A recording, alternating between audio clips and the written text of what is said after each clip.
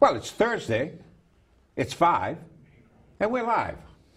Good evening, and welcome to Frankly Speaking, where truth is our mission, rally our realm, set as we see it, and frankly as well. I'm here with the estimable, is that how I say it, Paul Crowley. Estimable? That's the guy. Yeah. Paul Crowley. Where's Sid? He's not here. Actually, I got a bottle of the flu, I guess, huh? he does, yeah.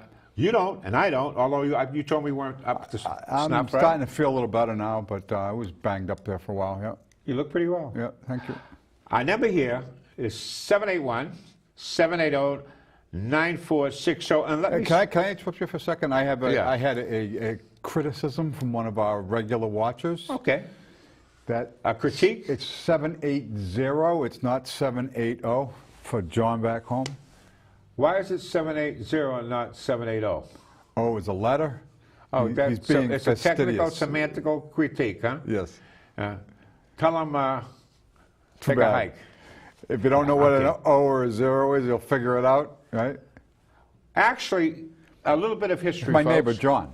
Well, we have to thank our Arab friends, Islamic friends, because we had no concept, Western civilization had no concept of a zero. That was brought back into Europe during the Renaissance. The Arabs were the ones who came up and taught the Europeans what zero was. You can't really do math without a zero. It's such a valuable piece of the puzzle. Yes, it is. Yes. And we'll get into that later, because right now... And you know what's even more valuable? What? In the world of calculus, it's not just zero. It's when a number approaches zero. That's when you get to really take That means advantage. you're out of luck. Yeah.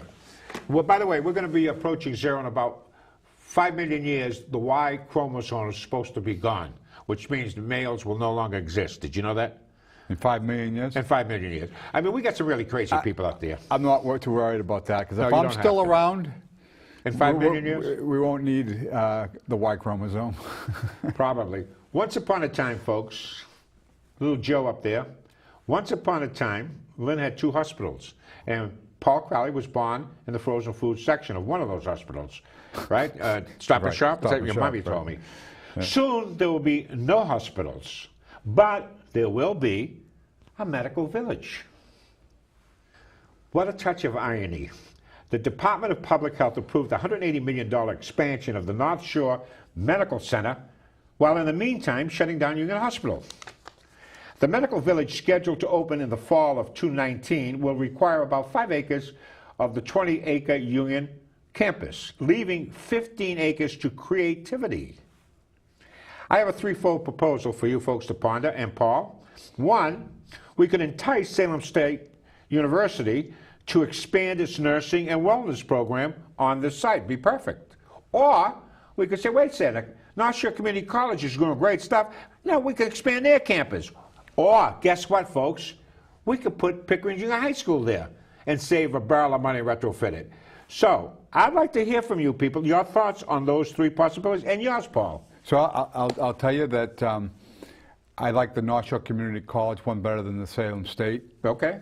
Because North Shore is already here, and they have a pretty significant footprint, and by the way, a very good nursing program. But I would guarantee you that Pickering would win out over. But do you think any of those options make sense, as opposed to going to a development which is going to jam up traffic up there something fast? If they build apartment houses there, there's a benefit and there's a downside. Yep. We have a need, and if Sear was here, he'd be talking about the need for Pickering, a middle school, right? Yep. But we could scope it out, not for 600 or 700 students, because that's a big, that's 15 acres of land, right? Yep. That's available. Maybe make it a little bit bigger. 1,500, Yeah. something that area, and that would take care of our problems for a long time to come. And you could retrofit it. That, you know, the frame of that structures there are probably quite sound. You know, the infrastructure's there. Yeah, well, certainly is food for thought, right? And as our fathers, our thought leaders in this city start thinking about what to do. You know, the mayor, city council.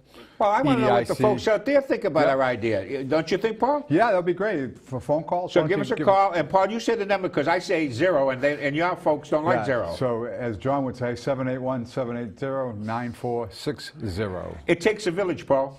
Remember that line? Yep. Okay. From hospital to village. We went from 2 hospitals to a village. Right. Well, you know, can I just interject here a little bit? And that is that while I remember one of the big arguments when Union Hospital was closing down and they were going to, you know, they were going to move it to Salem and all that kind of stuff, is everybody was saying Lynn is too big to not have a hospital. That was kind of one of the arguments, right? 92,000 people. Yeah. Lynn is, the quote, Lynn is too big to not have a hospital. While I understand the premise behind that, regionalization is really what matters the most. And if you have the ability to support a regional area, what difference does it make whether it's just across the Salem line or if it's actually inland in terms of supporting the community at large? And so I just say that. And then secondly, the way that healthcare is going is, and the fact that emergency room utilization is off the charts, and we need to actually reduce the instances of people using the emergency room unnecessarily. But who uses the emergency room, Paul? The a lot same of people that go to convenience stores and pay $2 for a Coke when they could have bought it at the shopping center for 50 cents. Get it? People and I think if they don't have to pay for it, they're more inclined to use it. That's right. I get that. And that's exactly. But keep in mind that with only co-payments and deductibles being the difference here, most people don't know what it costs or don't have to actually pay the total cost of an emergency room visit. And if they did, would never use it. Paul, you stumbled on the truth last week inadvertently. I stumbled on it, and it was inadvertent. That's the way I do everything, folks. I stumble on everything. When you pegged that the problem that we have can be right into government. The government was the genesis of the problem, okay? It's the same thing with health care and the cost of health care. The problem was when government got involved in it. Because I, Joseph S. Spina, Esquire, had 2 children, I didn't have them, my wife did, while I was a college student with no health insurance whatsoever, paid for them out of my pocket. Right. Well, you know, I know that my mother always, you know, when we get together around the holidays and whatnot, she'll say, you cost $300, you were $250, you know. Exactly. You know. And that was it. Right. But today, my own kids, having children of their own, they couldn't afford more than a couple because it was like $15,000 a clip, and they had insurance. Right. So that's what's wrong. Right. But let me get to this because this is. And if you subsidize it, you'll get more of it. So when the federal government came in and subsidized its health care, we got greater costs, right? Paul, if you go to any physician today, I had to have a little surgery done this week. It's like a factory. I went to Sports Medicine North. They had all kinds of people in there, all kinds of paperwork being done, secretaries all over the place. You have to sign more forms. They automatically have to take x-rays, even though x-rays are not required. But, you know, they have to because of liability. And on it goes. So they've compounded the problem. Right, and in a fee-for-service environment, they're charging you for the x-ray, for the lab work, and then for the actual surgery itself. They do stuff that's unnecessary, but it's necessary because otherwise they would be liable for you know, for criminal negligence. Which gets back to the whole question of tort reform, which we talked about in the past. Paul, you know how many lawyers we have who happen to be politicians in Congress? The overwhelming 80% are lawyers. You think they're going to go against their own profession? How many doctors? That's a good question. How many physicians are there in Congress as we speak? Not very many, but there are some. You know, I know know there are total. No. In this particular Congress, 15. 15, yeah. Barrasso and that's in Rand the Senate. Paul. That's in the Senate. Yeah. There are 15 total. Of the 15, 12 of them happen to be Republican. I'm sorry, 13 are Republicans. They're all male. Don't you think it might be a good idea? And the only reason why I know this is because of the accident that took place the other day, and they went to the Republican retreat, and there were a number of doctors who happened to be Republican, jumped off the train and saved some people or helped them out, you know, because of that's the only reason why. Well, but you know, and just to, if we harken back to the Founding Fathers and so forth, I mean, I don't think that the plan was to get, you know, a lawyer representing every district in the 13 colonies back then. The idea was to get people from all walks of life so that you could get a good blend of perspective, right? That hasn't happened. It's changed radically. It does. I think it has happened over the years, maybe at the local level. but then it gets all warped. You know, now it is mostly lawyers and so forth. You're right. Yeah, I mean, I don't want to get into the statistics, but I want to go into what the rationale is for this medical village, because it's fascinating. The argument made by whoever that fellow is at, you know better than I, what's the name, Partners? North Shore Medical Center, Partners. Yeah. Partners, yeah. right. Dr. Roberts.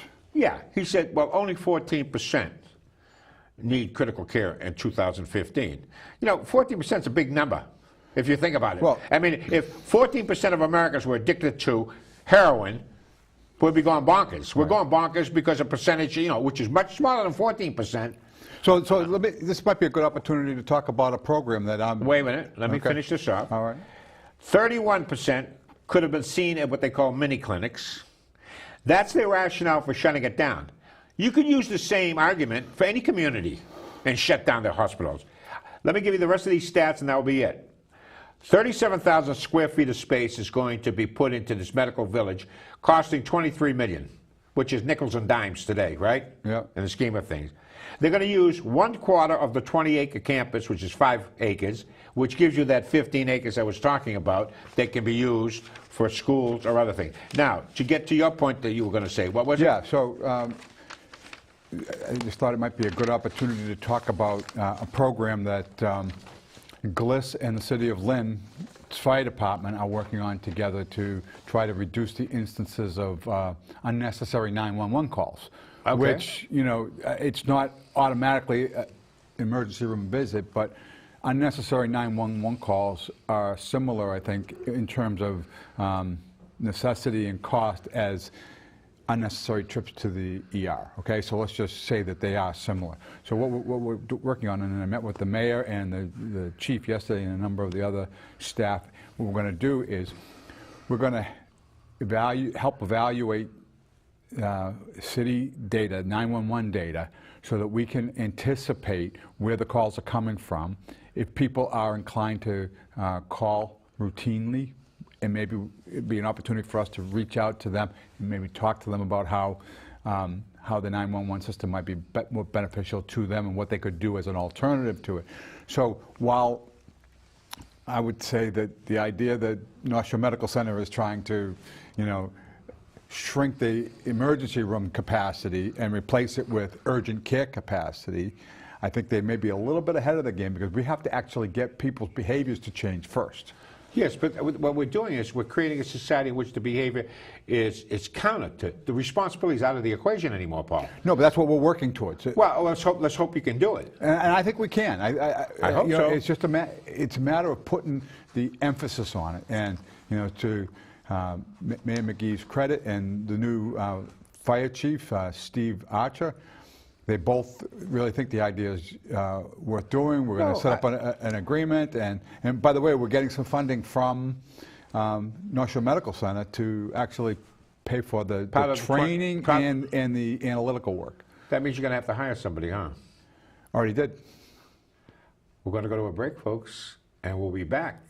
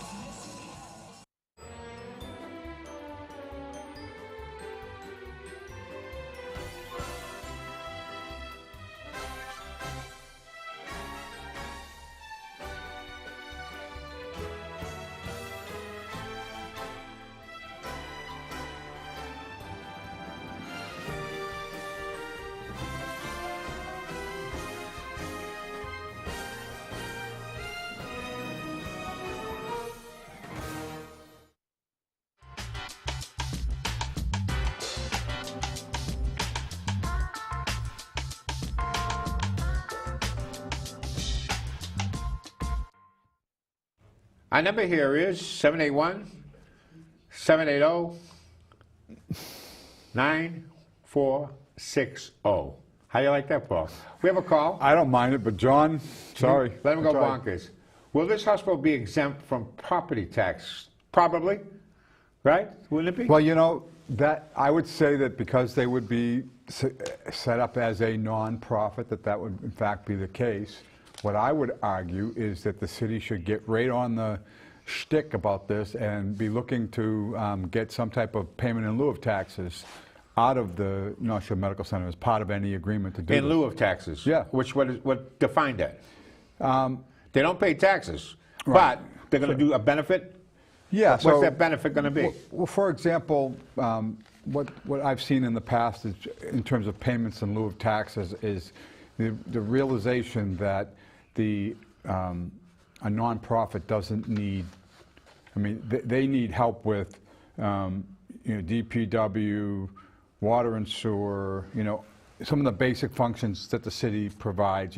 Resources and supports and so forth. But they don't need school stuff. So, if you were to take the percentage of the budget that's attributable to school and create a fraction of the bill. So say it's half and half, right? So Well, what about, Paul, using that same rationale, someone who doesn't have kids in the school system could make the same argument. Why should I pay? Why should I pay for someone else's kid? Just remember, Yeah. I agree with you 100%, Yeah. but just remember, right now it's zero. We're getting nothing from them now. And they're under no obligation because the law is that nonprofits don't pay taxes. Well, maybe So we should have less nonprofits, Paul. Maybe that's a good start. Okay. Well, maybe. But what I'm saying is if we're looking to try to get something better than zero, and it's unlikely that we'll get the whole thing, let's come up with some mathematic equation. If you get good health care for your citizens, you're getting something more than zero. That's the way you have to look at it. Okay, it's like you're talking about that 911. But what you're saying is that we don't charge them anything for taxes. We don't ask them for a pilot. Look, I think that there are certain institutions like churches and hospitals to provide great social services. Don't necessarily need to pay taxes. Can I say that I would agree generally with the statement that some of the institutions that provide a level of service don't need to pay taxes, but I would argue that Partners is a behemoth. It is a it almost has a monopoly on healthcare in Massachusetts. Who gave it to them? Who gave the monopoly to them, Paul? The state.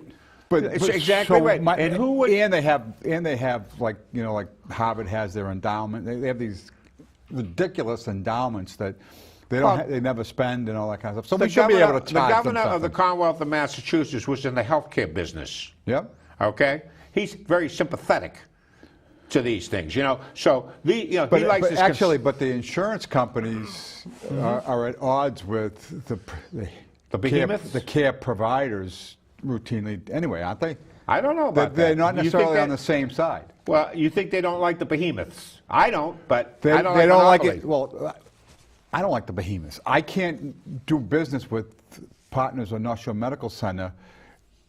At the table, I can't be an equal player at the table because they are so big and strong, and they have more lawyers than they have doctors. I mean, it's that's the problem. Right.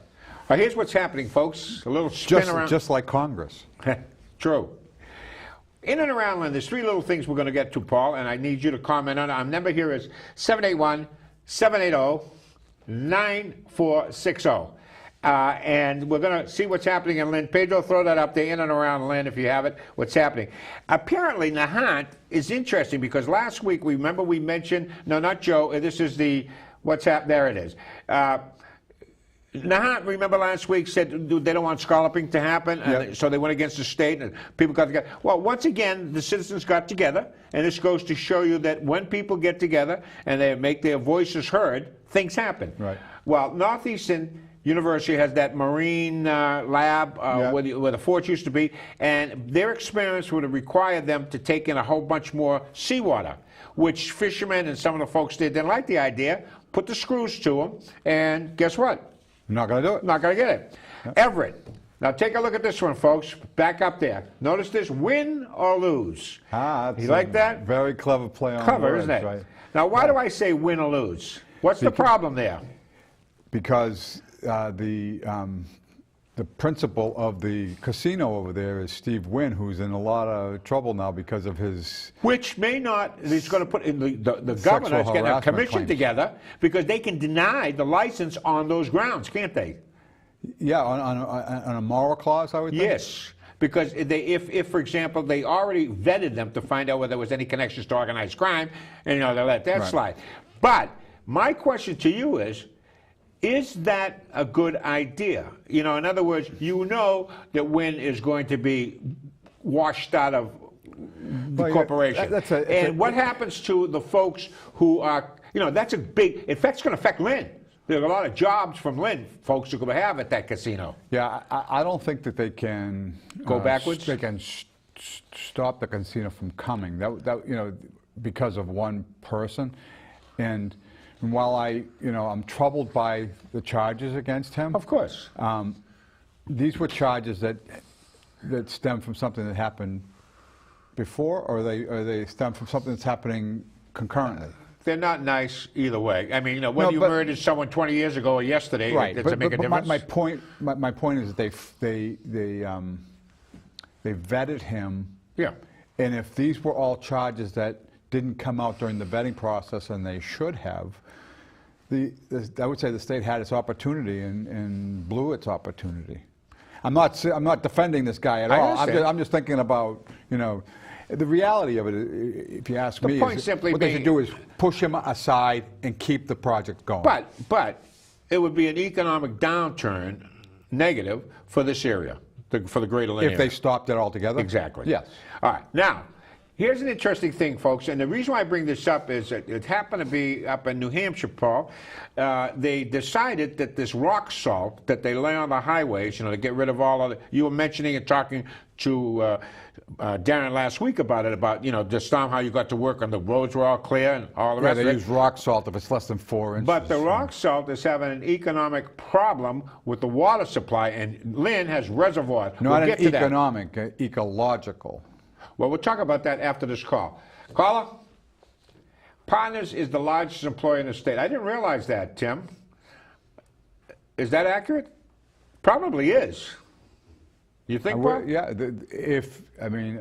I trust Tim's stats there, and even if they're not, they're right at the top.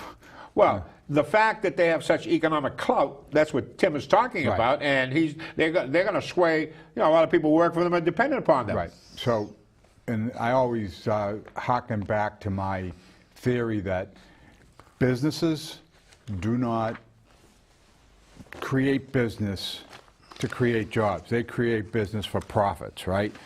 We don't build school systems so we can hire teachers. We build school systems so we can educate kids, and to do that we hire the teachers, right? So the hiring of employees is kind of a sub-benefit to another primary instinct, right? Yeah, but nobody does anything without a benefit, Paul, right. whether it's money or... And here's the thing. So what's going to happen? So you can say we can applaud Partners for being the biggest employer and providing a lot of jobs and so forth. But what are they going to do if we tell them that's not good enough? Are they going to take their hospitals and go somewhere else? No, Maybe. Because the people are here. You never know, Paul. Once upon a time when I was a little kid, when you were being born there in the frozen food section of Stop and Shop, GE was a vibrant and active, employed a lot of people, and the GE's told Lynn, they gave him the finger, to see you later. Yeah, but so a lot can change quickly. But you can't provide hospital-related services unless you're regionally located. In other words, if they moved all of the employees up to New Hampshire, how are they going to support the people down on the South Shore or Western Mass and so forth? They have to have people in Massachusetts to do the work, right? Well, I don't know. So I would just say that it's not like encouraging GE to come to Massachusetts versus New York, right? GE is going to go where they can get the best economic deal because there are people... Obviously, they didn't get a good economic deal in Lynn because they took a hike, right? And they had serious union problems but it was driven by economics. You can't... A hospital can't be driven exclusively by economics. You can't say, you know what, I'm going to take the hospital and move it down to Mexico because it's cheaper down there. Wait a second. You can't do it. Barack Obama's wife was working at a health like a Partners in Chicago, correct? Yep, Her 300,000 a claim year. to fame was that she would take the folks, the indigent folks from South Chicago, from where she was raised and bred, and instead of accepting them in the hospital that she represented, farmed them out to other hospitals for the purpose that they were economically, weren't viable. So That's kind of like what Partners does with the Lynn Community Health Center. They push all the Mass Health people to. that's the right. point I'm trying to make is that what you are, But that's happening whether they're. But that's not ethical, Paul. I'm not saying it is. And this is I'm where just we have saying to that the address those hospitals things. aren't going to leave. They're doing all I'm these simply things in saying spite of that. I don't like bigness. See, folks, contrary to popular belief, if you are right center, and by the way, I'm going to say this to you folks, there was a survey done, now that came to mind, stream of consciousness. I believe it was either Oxford or Cambridge, a reputable institution in the UK, and others. So conservative people are better looking, that's what you're going to say, right? And more intelligent. And more intelligent. Yeah. And by the way, swells. what can I tell you? Back to rock salt. The only reason why I want to come up with rock salt is because apparently it has a very negative effect on the ecosystem over time. And our reservoir systems, and we have a lot of ponds here, are being violated by too much rock salt. So what they try to do is to cut back on it, is that they're adding molasses in some instances and other substances that allow the rock salt to stick to the pavement rather than run off into, which is a pretty good idea. Well, for the longest time, I didn't know what it meant when you would go over a bridge or go Walnut Street when you're going by the reservoir up in Saugus, Linfield, up that way. It has a sign that says low salt area. And it's a warning to drivers that it might be slippery because they don't want to put as much salt down near there because of the runoff issue. Yeah, but it affects the ecosystem rather negatively, and what they say is, and this is what I wanted to get to, but I'm sorry to see that Darren is not feeling well. Darren, feel better if you're watching. He talked about the reason why they were so effective with that storm is because they understood it ahead of time, and they took actions ahead of time. And appropriate action, because exactly certain storms, certain conditions, you handle it certain ways, right? We're going to go to immigration, folks. And what's the right and the wrong thing to do? Let's put up that graphic. And, this is a very difficult issue, Paul. You take a look. We have regular immigration, illegal immigration. We have visas, temporary, refugees, the whole shooting gallery. And nobody quite knows what the hell's happening here. And so I was really taken by an article in the paper in which the Congressman, Moulton, decided to take some Salvadoran temporary workers, temporary is the word, temporary, to the State of the Union address. Now, for what purpose, Paul? What was the necessity of that? So that he could make a big splash over it. It was for political points. Right. All right. Now, the question is this. These folks can't vote, at least not now. In California, they can. They're not supposed to vote. How's that? But in California, they're going to pass a law so they can, right? But only in local elections. Either way. Right. That's probably even worse because it, right. Affects the, the school systems as you said, the rest of it. So, anyways, he goes there and he brings them to the State of the Union address. And let me take a couple of quotes here that drive me absolutely bonkers. And it's amazing. He says, jeopardy due to the Trump administration's immigration policies. Do you folks know what Donald Trump's immigration policy is? We're going to go to a break, and then we're going to come back and talk about the 4 pillars. Right. Of Trump's immigration. Which he spoke about. Let's talk about it in reality, and let's educate the people as to why there were so many frowns on the faces of those folks, and it was disgusting to see that, Paul. I never saw that before. Do you? That was pretty bad. Whether you agree or disagree with it, we'll be back. We're going to take a quick break. Stay tuned.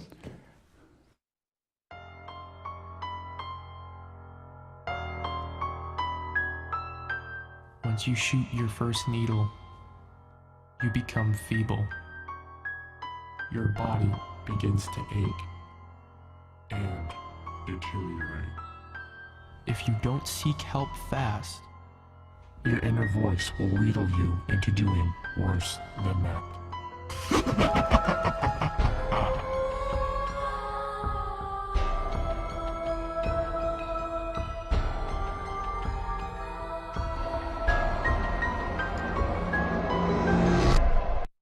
My friend James Gandolfini and I got to know a lot of combat vets over the years, and it guts me that 22 of you are taking your own lives every day. Wounded Warrior Project is here to help.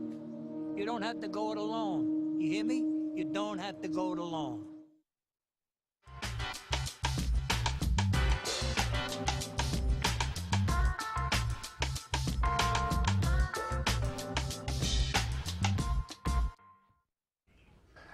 Our number here is 781-780-9460 if you want to get in on the conversation, and we'll put up there and go back and forth. By the way, let me preview that we're working diligently at trying to get the phones working here, Yeah, and so we don't know exactly when. It's but we're working toward it, and it'll just enhance. Right, what we're doing now. So you'll be able to you can still get your questions in. Please keep the calls coming, but eventually you'll be able to speak live on your set. So. I want to read a quote from Representative Moulton, Paul, and for you folks to listen to it because it's telling. He says, the United States, and I quote, "The United States should be the land of promise, not a place that dashes the hopes of hardworking men and women, no matter where they were born. We in Washington must aim to restore America's place as a land of safety and opportunity." Well, you know what, Paul? And Representative Moulton, io parlo italiano. I am an immigrant, bilingual immigrant, okay? My parents were. So I know a little bit about this subject. Yep. And I have to tell you, you're right, but no one disagrees with that. That's not the issue here. So let's get to the 4 pillars. If you could put the 4 pillars up there, Pedro, Trump's 4 pillars. This is what he talked about.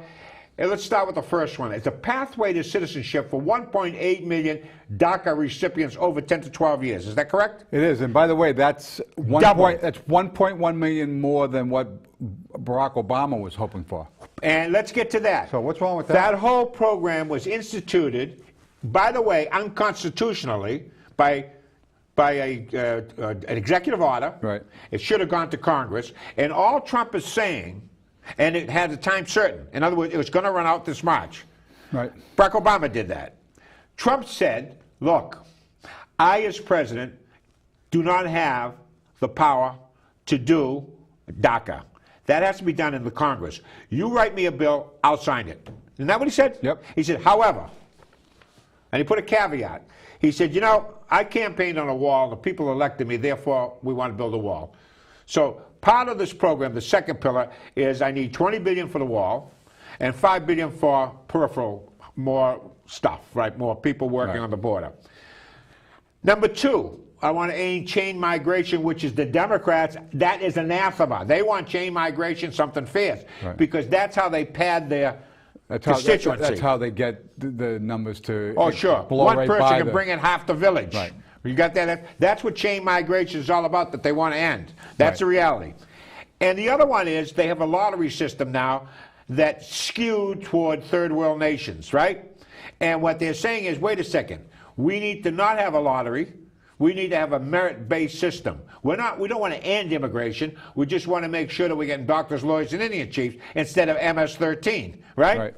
And what kills me is that the mantra out there is that every immigrant that comes here is going to be a neurosurgeon or a general in the Army, or, you know, there are going to be some.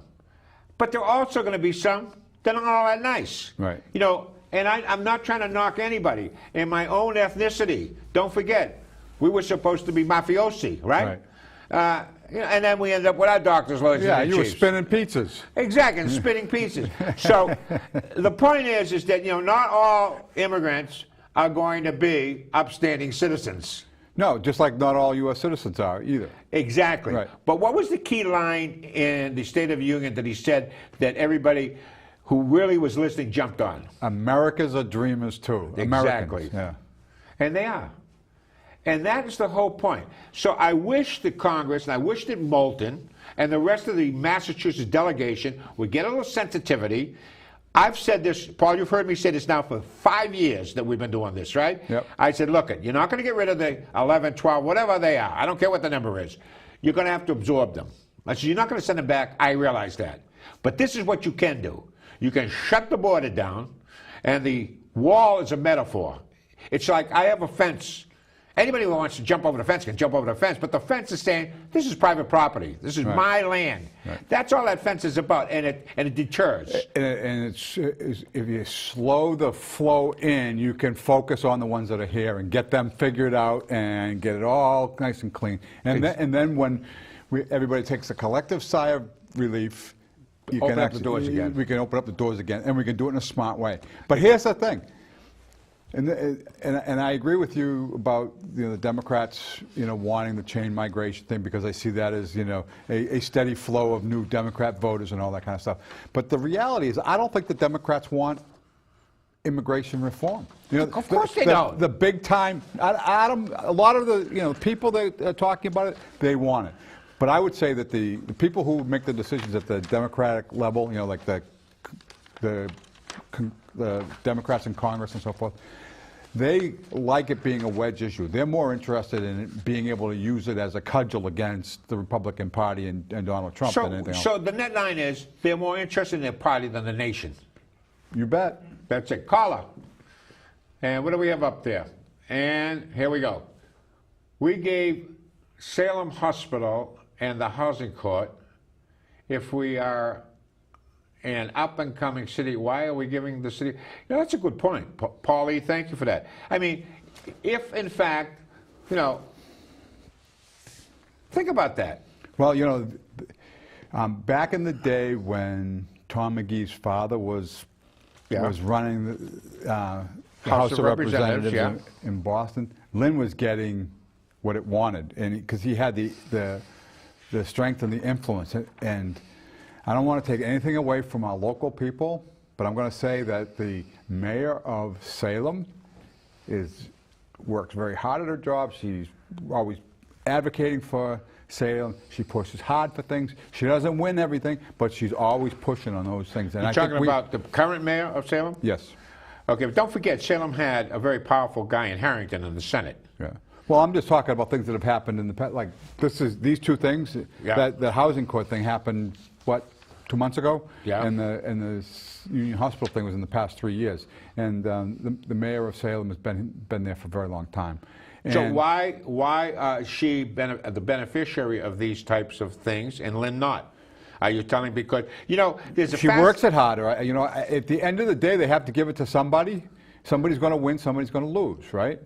Paul, in U.S. history, folks, St. Louis is perfectly situated as the crossroads, the gateway to the West, with the intersection of the Mississippi, Missouri River and other things.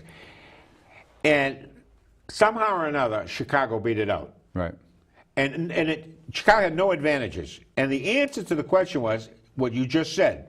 Chicago businessmen and entrepreneurs went out and hustled and got the railroad to go through in the stockyard, Chicago, at the disadvantage of the folks from St. Louis. Yeah, and you're talking the same thing. Right, it's the same thing. Now think about this. So you got the hospital situation. I would say 4, maybe 5 years ago, all of a sudden there was this big outcry because I remember it was during the election cycle. It was like maybe in September or October of an election year, local election.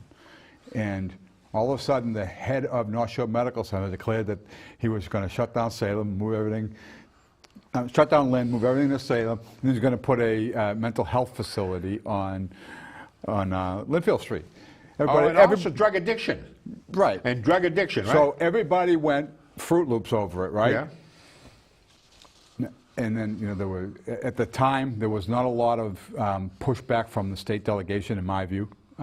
Locally, I was pretty upset about it, and I was making a lot of noise about it, and there were others who were doing it as well.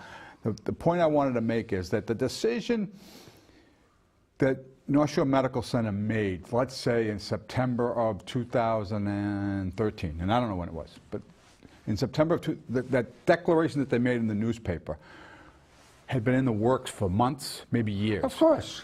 The key would have been if we were at the table beforehand, anticipating it was coming, and doing everything to stop it before it got to the press release that goes to the Lynn item.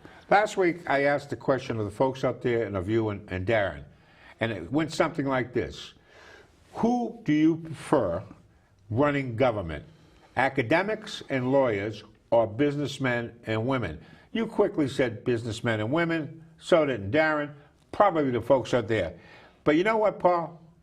We have academics and lawyers who sit there and spin their wheels and spin their wheels and spin their wheels, and nothing else gets done. The Obama administration was laden, overloaded with Harvard, Yale, University of Chicago, et cetera, and attorneys, correct? Yep. And what do?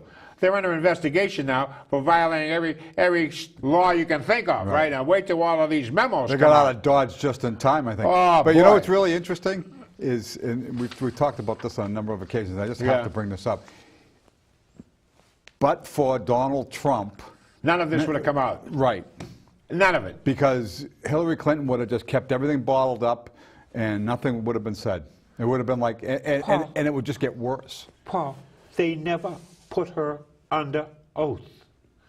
They knew, because they didn't want to put her in the can. Right. Under oath, they would have got it. Poor Flynn, that guy, they did a number on him, you know. Right, and apparently... no crime. Right. And apparently the Pfizer court thing was the way they were able to get to him, right? Exactly. Which was To illegal. lead. This is a playoff of Shakespeare. You're going to love this one, Paul. To lead or not to lead. And this is a quote from someone who said, a yard of concrete costs as much in Lynn as it does in Boston, but you can't get the same high rents in Lynn, so the disconnect. That's one reason why that development that you're talking about at Beacon Chevrolet and programs that L.E.A.D is supposed to be working on are having some problems. Let me go further. Second one is that he said, the same individual, said that Lynn's reputation is as unsafe. At the end of the day, here's this quote, you have to attract capital, and the city's perception plays a part in that. Our number here is 781-780-9460. Paul, I know you can speak to this, and you've worked real hard at it. Is there any truth to what he's saying here? So can you put those back up on the board, Pedro? So He's saying that a yard of concrete costs the same in Boston as it would in Lynn. And I remember a developer saying to me that my calculator works the same as everybody else's, and it's kind of the same premise. Same premise, yeah. The fact of the matter is that is in fact true. And you also have the likes of Isaac Holt, was that his name? Who doesn't want market rate units, so you can't actually get developments built where you can actually get market rate rents, because if you get market rate rents, you're going to get those guys all upset, and there's not enough housing. And so we have a lot of challenges on that front. I don't believe that Lynn is any more unsafe than any other community. But why the perception, there may be a Paul? perception of that. But wait a minute, Paul. Last week, we went to stats that said that the crime rate is down, but the murder rate's up. Now, I would rather have the murder rate going down and the crime rate going up, if you want to know the truth. But like I was saying as well, though, I like the fact that the crime rate is going down, and while I'm not happy that we have a year-over-year increase in murders, we're dealing with a very small sample size, so I would argue that it's not necessarily going up. There's Paul, just a little bit of a the blip. perception of Lynn, and I love Lynn, Yep, me and too. I've grown up here. The perception of Lynn being a wild west, the OK Corral, it's been around for all my life. Okay? Now, whether there's any truth to it or not, nevertheless, that's a perception. And we should have people advertising Lynn in a positive light, and we don't. That's the problem. Yeah. Image building. We got a minute here. I want to make sure it was at 3. We had a minute to go. Paul, let me... I'm going to have to be leaving. You're going to have to leave. When are you going to be leaving? I'm going to miss the last segment. Are you, huh?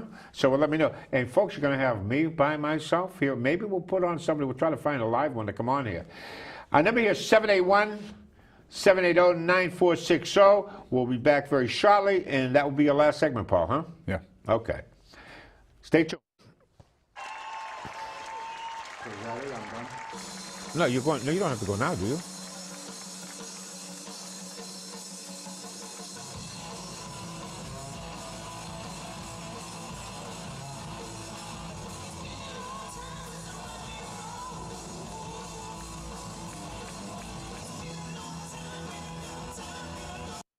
It takes less than 1 minute to find out if you may have prediabetes.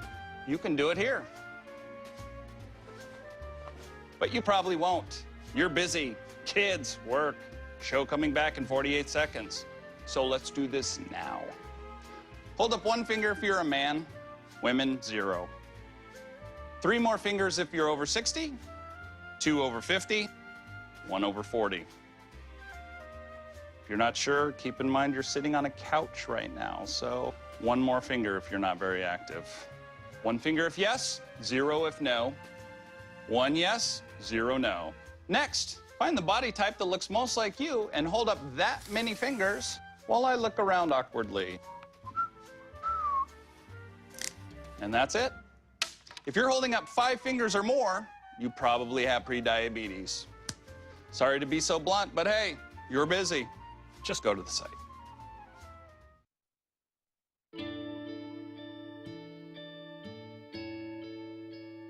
Calls me googly eyes. You know you're beautiful, right? You know that? Even you are beautiful. I got bullied for wearing glasses. Share if you're against bullying. We put it out there, just took off. 3 million people have shared this post. Don't let bullies get you down. I stand with you. Our whole family's wearing glasses. I wear glasses and I'm proud. I even have the army on my team. All the kind comments brought my child joy. I don't feel thank you is enough. Next.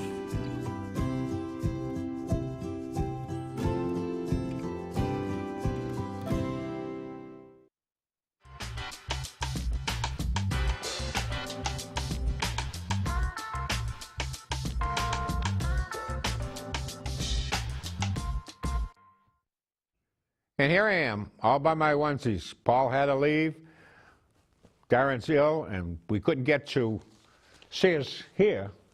By the way, I don't even know what happened. I was looking at whether the city council did anything this week because there wasn't any great news coming out of there. I understand we have some calls, and we'll get to them as soon as they get them up there. Yeah, we have one on is the Beacon Chevy project in trouble? Ralph P. Frankly, Ralph, I'm not sure whether it is or it isn't. What the article was trying to say, and I wish I could get to it, is that a lot of things are supposed to be happening soon, but nothing's happened. And that's the genesis of the article. It was, is this group of individuals called L.E.A.D, L-E-A-D, it's like a consortium of folks. The mayor, former mayor Judy Flanagan, Flanagan Kennedy, she argued that nothing good happens when you have committees, commissions. Nothing gets done. All they do is yicky-yak and go back and forth and do nothing. And she said, first you have to do is narrow the amount of people, too many cooks in the kitchen, and that's a legitimate point. There's a whole bunch of regulations that have to be done, apparently, because when you're dealing with waterways or along the ocean, you got the EPA coming in, the state dealing with waterfront property, and on it goes. So thankfully, at the federal level, deregulation is taken over, and that may be helpful. But just to get these projects running and going, it's amazing. And I really almost had a giggle at Seth Moulton, who turned around and said, oh, by the way, we did a lot of good things. We got a $4.5 million ferry coming. Well, you know what? It was appropriate. There is no ferry. It's a figment of someone's imagination. It's not going to happen unless there's a service. And right now, that service isn't viable. So if it isn't viable, why do it?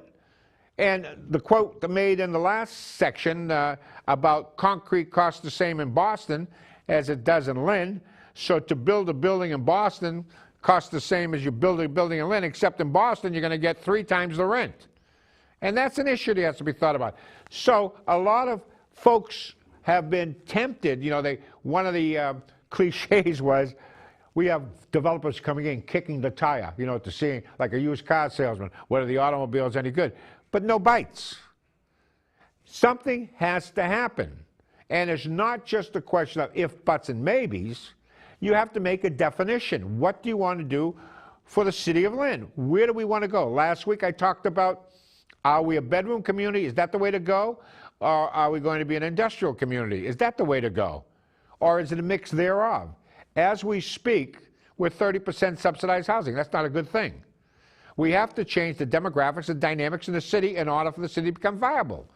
And now it's happened in other parts. Proximity to Boston is a good thing. Somerville was a beneficiary of that.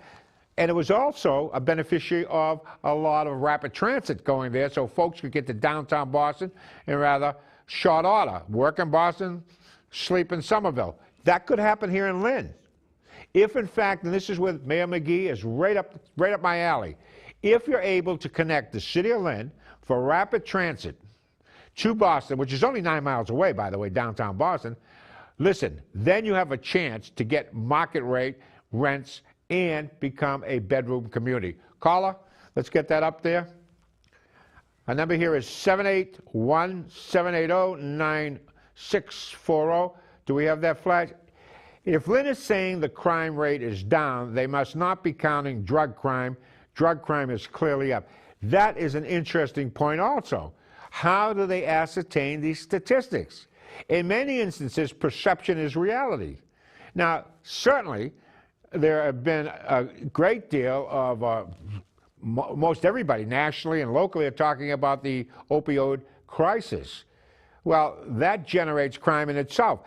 I don't remember reading as much about 7-Eleven stores and convenience stores in the city of Lynn being robbed at a regular basis. You know, the knives are flying and give me your money or whatever. And that seems to go into the narrative that things aren't all that great, and maybe we ought to do something about it. And honestly, folks, we are seriously undermanned in the police department. I think we're down around 20 or 30 from where we should be staffed. And they made a big issue out of $400,000 grant coming in, you know, because they help out with the overtime a little bit, maybe put a few more people out on the trip, but that's only temporary. So we have to really start thinking about what we're going to invest in public safety to get the crime rate down, or at least the perception of it down. Look, a lot of folks go to the Lynn Auditorium. That's a great draw. They go there, they eat at restaurants, and some awfully fine restaurants in the city. So we can turn these things around. But we've got to be serious about it. What about Facebook? Facebook comments, is that what we're going to go to? Okay. Well, let me get to them. So, oh, by the way, it was an interesting stat that I know. Oh, before I get to the comments, Pedro, can you put up a thought? I'd like to put that up if I may. A simple thought. James Madison, President Madison, he's considered the father of our Constitution. I love this quote, and it goes like this: men are no angels. Therefore, we must have checks and balances built into the Constitution. That I'd like you to comment about, because too often we tend to think that, you know, everybody's going to do the right thing. It doesn't work that way. We have to take the premise that people are more inclined to do the wrong thing, and therefore we must check and balance. Negative thought, but seems to be the right way to fly, safest way to fly. Again, men are no angels. Ralph, I always love Ralph's comments. These special elections many times have no competition. Tell me about it. This may be because there are not enough time to mount a campaign and collect money. That's partly so. A state rep from Chelsea won with less than 5% of the vote, and that's a sin. Excuse me. Something's wrong here. Absolutely, Ralph. How about either an appointment from the governor or the candidate with the highest number of votes in the last election becoming a rep senator? I don't know. Let the folks out there talk about it. So, once again, either, or how about the governor or the candidate with the next highest vote in the last election becoming a rep senator? I need some clarification on that. I'm not quite sure what that means. Dave Riley Jr., one of the all-time best. I don't see the point either most of the time. If there is no competition, you can't have the elections be called off to save some. Wait a minute. Let me restate this. If there is no competition, you can't. Why can't the elections be called off to save some much-needed money? There's a point there. In the past, at least, primaries were called off due to no consequences and to save money. So why not Why doesn't it happen this time? I don't know. Why doesn't it happen this time? Makes a lot of sense. If there is no competition, why have an election? As a matter of fact, it seems that most folks are appointed nowadays. I always amused that former Mayor Clancy, he was 4 times that he ran for mayor. He lost 2 of the 4 times, and the other 2 times he was anointed and he was unopposed. The only time he ran against anybody, he lost, or the 2 times he did. That's kind of a funny irony. From Sam, my father's name, I love that name. Who is responsible for making a language option in Spanish when you call City Hall? Why would we contact or who would we contact if we want other languages available to choose from? First of all, I don't think we should do anything but English to start with. That's just my opinion. You can look at it any which way you want. When I was growing up, my neighborhood was loaded with folks from all over the world. Albanians, Greeks, Jewish folks from Russia and Germany and all over. And in order for us to get along, to play with each other, we had to speak English. I didn't understand Polish.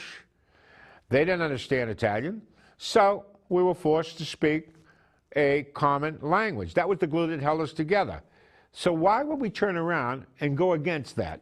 Why would we turn around and try to use more language or introduce more languages into our country, which in effect will have the effect of ripping it apart as opposed to putting it together? One of the cements and the glues of a nation not only is the Constitution, but a common language and a common value system, which is critically important. I like to tease my students, I tutor ESL, by telling them you're not necessarily Spanish. You speak Spanish, but you're not Spanish. And they go, what? I said, you know, you speak Spanish, you have Spanish culture, but, you know, you come from elsewhere, not necessarily Spain. I speak English. I follow English tradition and English law. I'm not English. People don't seem to understand that sometimes. I accept the fact that this country is a country based on English with laws created in the Magna Carta and fashioned over the Roman Empire, etc. It's a republic. It's not a democracy, folks. It's a republic. So you accept those things. We're a nation of laws, not a nation of men, and that's a critically important thing. Well, I hope I tapped the answer to this last part without Paul. Here I am all alone. But you folks out there, send in your comments. We love them. We cherish them. We'll be seeing you a week from today, every Thursday at 5, live. Until then, have yourself a great week.